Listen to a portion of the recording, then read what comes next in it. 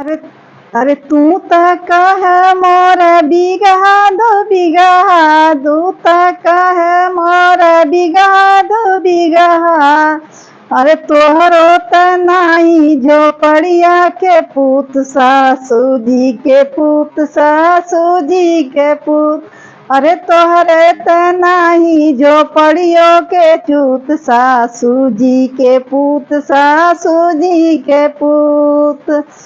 तोहरे त नाही झोपड़ियों के चूत सासू जी के पूत सासू जी के पूत। तू त कह मोर कोठाया टारी तू त कहे मोर कोठाया टारी। अरे तोहरे त नहीं एक इटवों के फूट सासू जी के पूत सासू जी के पूत। अरे तोहरे त नहीं एको इटवों के टूक सासू जी के पूत सासू जी के पूत। तू त कहे मोर बिगहा दो बिगहा तू त कहे मोर बिगहा दो बिगहा। अरे तोहरो त नहीं एक बिसवे की धूर सासू जी के पूत सासू जी के पूत। अरे तोहरे त नहीं एक बिसवे के धूर सासू जी के पूत सासू जी के पूत। तू त कहे मेरा महला दो महला तू त कहा मेरा महला दो महला। अरे तोहरे त नाही झोपड़ियों के टूक सासू जी के पूत सासू जी के पूत। अरे तोहरे त नाही झोपड़ियों के टूक सासू जी के पूत सासू जी के पूत।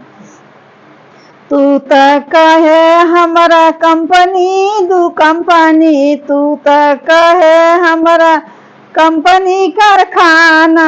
रे तोहरे त नहीं एक रुपयों का भेंट सासू जी के पूत सासू जी के पूत। अरे तोहरे त नहीं एक रुपयों के भेंट सासू जी के पूत सासू जी के पूत। अरे तू त कहे हम राजा महाराजा तू त कहे हम राजा महाराजा। अरे तोहरे त नहीं एक रुपयों के भेंट सासू जी के पूत सासू जी के पूत। अरे तोहरे त नहीं एक रुपयों के भेंट सासू जी के पूत सासू जी के पूत।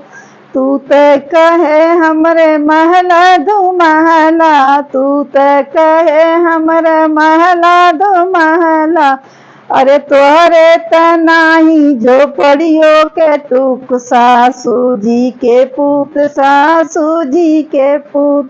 अरे तोहरे त नाही झोपड़ियों के टूक सासू जी के पूत सासू जी के पूत। हेलो दोस्तों, आप लोग से रिक्वेस्ट है, हाथ जोड़ विनती है, आप लोग कृपया सपोर्ट करें और हमारे चैनल को चलाएं। और कैसा लगा ये गीत कमेंट बॉक्स में ज़रूर बताएं।